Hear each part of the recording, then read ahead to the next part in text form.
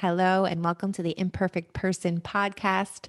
I am your host, Tori Aletto, and today's podcast is about the myths of healing. Now, I wanted to do this podcast because I believe that these myths are also barriers for healing. And let me start off with saying this. I've said it before, and I'll say it again because it's so important. Healing is the relationship that we have with ourselves. That is what we're doing. So when we understand that, we no longer look at, let's go to myth number one, going from broken to healed. I think we have this fantasy that if we do enough therapy, we read enough books, we listen to enough podcasts, that we're going to finally be on the other side of healing. And I get it. I've been there. It's probably the reason why I became a therapist, because I thought I was going to get on the other side of it all. When we have the mentality that we go from broken to healed, we experience a ton of shame when we inevitably discover those parts of us creeping in again. And the problem with that, shame isn't the problem, because shame's around, shame exists, shame's there. That's okay. The problem with that is when we don't meet that shame with, remember, I'm human. This is part of it. I'm not meant for this part to go away. When we meet shame with validation, understanding, compassion, grounding, softening, then we can actually take a look at the parts of us that we want to continue to work on and grow. But when we feel that our healing should be complete, when that codependent part of us should go away completely, and then it shows up inevitably, shame sort of corrodes the parts, that very part, that energy that we need to be honest, loving, accountable, and continue to grow. When we think of it that way, we want to always understand that healing is an ongoing journey. Yes, it's a journey that we choose to be on, and not everybody does, but it is still an ongoing journey, whether or not you choose it. I think of codependent Tori when I was dating, and I nailed it. I was like, I healed this. I self-soothed. I did all these wonderful things. I nailed it. And I'm on the other side. And now I have 2 children, and codependent Tori is just a different version of me. And I'm like, there she is. She nailed dating, but now she's in parenting. So that part of us doesn't fully go away, right? And when I think about this, I think about this quote that I always come back to, that I've wrote, on my Instagram or whatever, is how we treat ourselves in our hardest moments becomes that foundation for the relationship that we have with ourselves. And that's obvious when we think about other relationships, right? Like those hard moments and how we meet each other in them, not perfectly. I'm not saying we're not reactive sometimes or whatever it is, but how we circle back and deal with the hard stuff in our relationships is what creates the foundation, the safety in the relationship. It sets the tone. And it's the same thing with ourselves. Often we're really hard on ourselves when we mess up, especially if we've worked really hard on healing. But the thing is, that in itself is what healing actually is. It's being able to soften that harsh inner critic. It's being able to notice instead of assume that we have to go with that narrative that we're not good enough, or we're never going to get on the other side of this. It's really being able to soften and understand and validate. And how we meet ourselves in those moments is just imperative, because it really sets the foundation for the relationship we form with ourselves, that I think most of us have to intentionally form and recreate. Because when we think about the relationship with the self, we were all given one. Or really, when we think about it, our family dynamics shaped the relationship that we formed with ourselves. And because many of us come from dysfunctional families, we have a dysfunctional relationship with ourselves. Some of us need a little bit more grace. Some of us need a little bit more accountability. Some of us need, we all need a lot of self-compassion and validation and understanding in order to get to that accountability. So we are essentially redefining an intentional relationship that we have with ourselves. And those hardest moments are crucial. Another thing we want to think about is our wounds never fully heal. Now, if we don't ever process them, they certainly hijack and creep into all these different areas of our lives, right? Our ability to feel joy, our ability to connect to people, our ability to manage and self regulate. I mean, trauma, wounds, these things really have a huge impact on how we live, who we choose to love, how we show up in the world. But we assume, I think, that healing is that we go to therapy, we process them, and then they go away. And I think that assumption is dangerous because then when they show themselves in another form, we get really hard on ourselves again. And that sort of shame storm corrodes the energy we need to move through. When we think of our wounds obviously are going to heal, but they'll always be a small part of us. It's similar to grief. We don't ever get over the loss of someone we love. But at some point, we learn how to carry grief and live again. And I believe that's also what healing is that we honor our pain and carry it in a way so that it no longer impacts the way that we live. That's what healing looks like. When we can finally speak up and set those boundaries, they might be so painful inside our bodies, but we're doing it. Or we really decide that we're going to honor ourselves and we're going to change careers completely. And it's crazy and it's scary. And our wounds show up and our not enoughness shows up. And we're doing it. It's how we hold and carry ourselves, right? So that stuff never really goes away. We just learn how to carry it because we've processed it. We've processed it in our bodies. We understand it. And we've also sort of accepted it as a part of us. I think of every time when I make big decisions or big moves or hard things show up, I'm like, there's those parts of me. What's up, guys? There they are. I'm not trying to get rid of them. And I tell you this, when we take away the pressure of having to get rid of pain, trauma, wounds, any of that, it makes it so much easier to address them when they show up and move through. We really get stuck. We almost get hijacked when we have this expectation that they should be gone by now. Another myth that I want to address is when you know better, you immediately do better. And I'm like, wait a second, that quote makes sense, but we're missing a middle piece. And the middle piece is us knowing information, crucial because we connect the dots. It makes sense.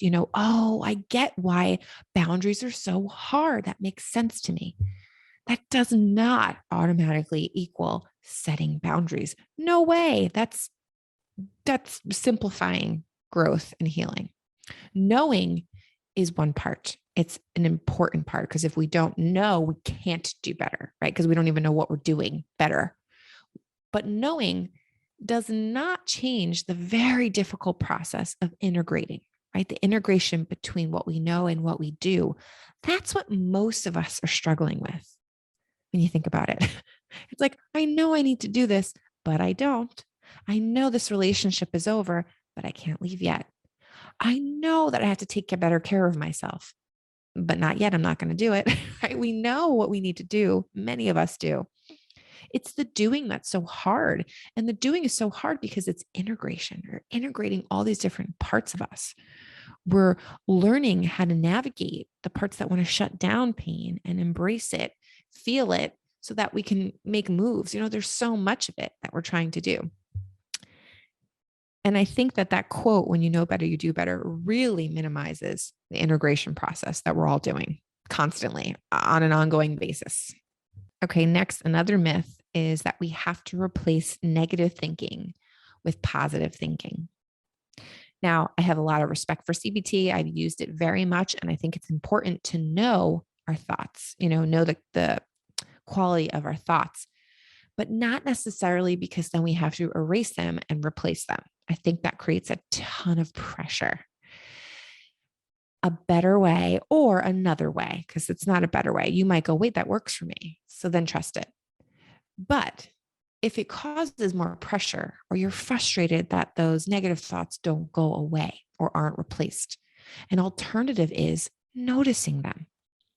Ah, I'm putting myself down right now.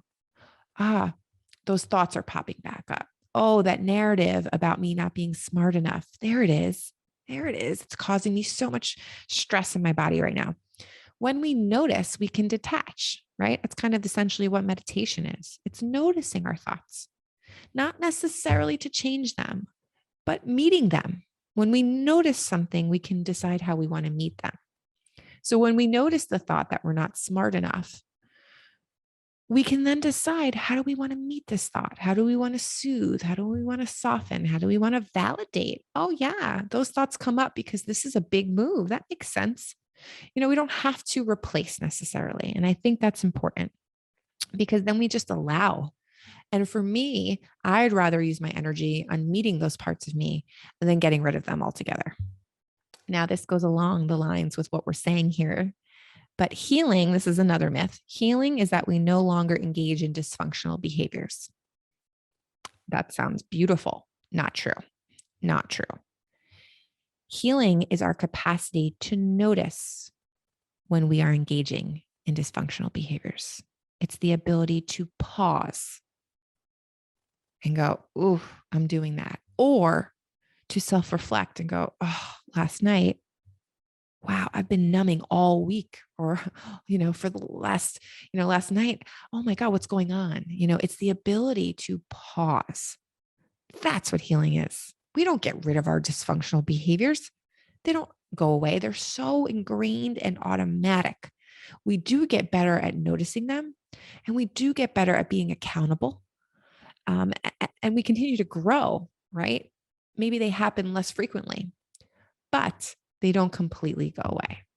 Again, it's a much better scenario to take away this pressure. Pressure is the barrier. When we remove pressure for things to go away, then we have the energy on how we meet them. And noticing and meeting them is way more impactful than having them never exist again. Now, this one's not going to shock you either, but it's important.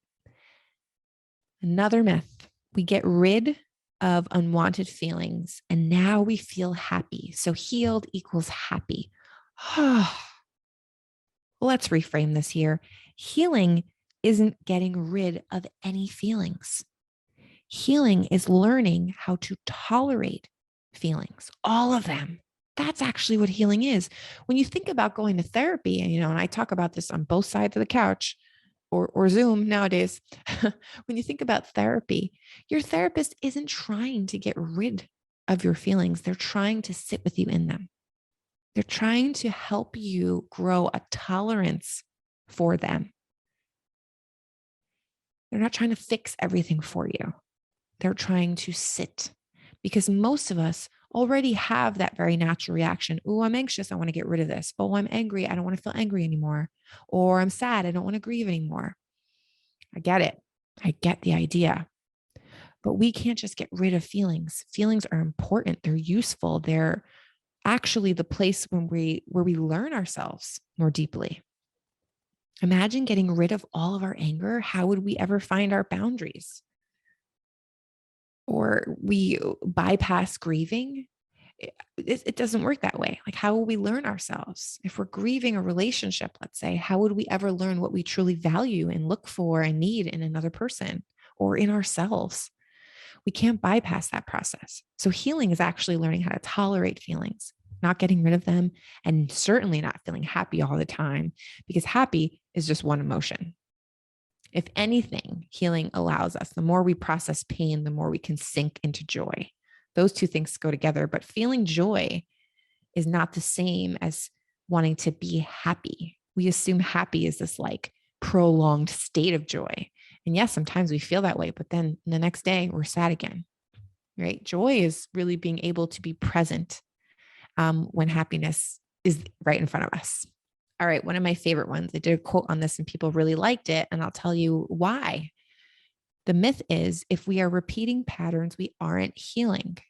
Now, I see different versions of this quote on the internet swarming around, and it makes me upset. And my reason why it makes me upset, because it's not true. We are repeatedly wounded, which is why we have wounds to begin with. Repeated scenarios, our family dysfunctions, let's say, don't occur once. I mean, yes, there are times where something big happens that creates a trauma and a wound, absolutely. But most of the time, things are reoccurring. We're repeatedly wounded. So it makes perfect sense why we would repeat patterns over and over again to heal. The repetition is a calling for healing.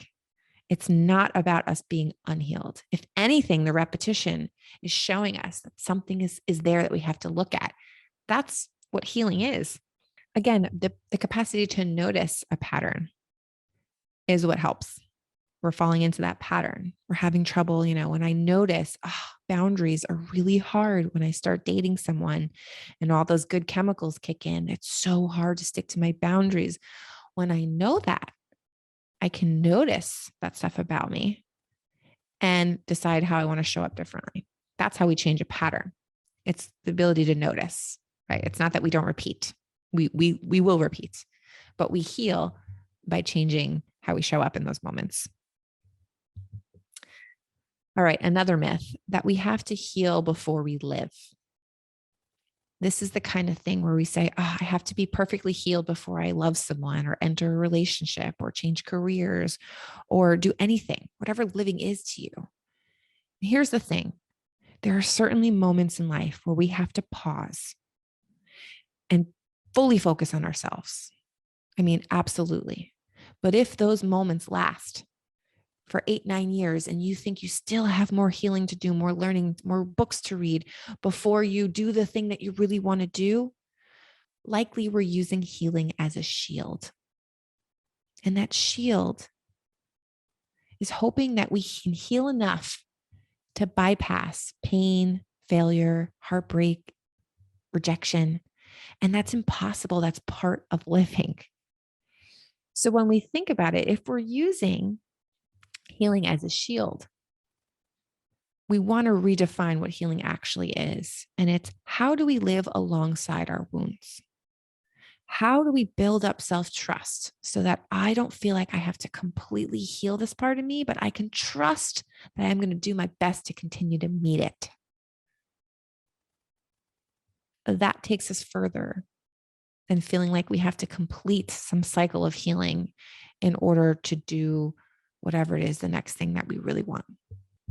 And I think in a nutshell, that's the thing about all of these myths, that really create barrier, pressure, shame. And they sink us into this narrative that, we're not good enough. We're failing at healing too, right? Not only am I failing at relationships or work or parenting or whatever it is, I'm also failing at healing because I spent a ton of money and time in therapy and I'm doing this thing again. If we can remove some of these barriers and redefine what healing actually is, then we can meet shame with understanding, with compassion, and we can move through to get accountable. And that's what truth growth is. So I'm excited to say I finally have my website up. Yes, you can kind of click in here. It is up. My webinars are live. I have an incredible dating webinar that if you are in the midst of that, I would highly recommend. It's one of my favorites. I have webinars on self-regulation, self-abandonment, self-trust. I mean, there's just a little load of wonderful gems in there. So check it out. And if you aren't already, come find me on Instagram at nytherapist. Thanks.